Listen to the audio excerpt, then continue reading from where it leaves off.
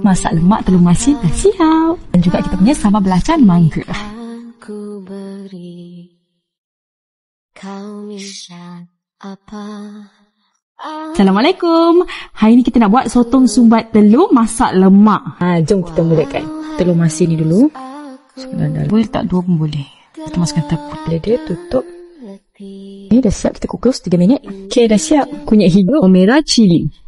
Sekeping serai. Bahan yang dah blend tak air. Tukang bunga kantan yang daun kesum. Letak boleh, tak nak pun tak apa. Terusnya santan. Sotong. Lidi tak makan, buka lah. Cili besar dan juga cili padi kan. Kacang bakar. Gula sikit. Okay, kita letak lagi mangga. First time saya makan. Right. Mau kat sebut perisa. Okay, sama belacan mangga dah siap. Sedang kan.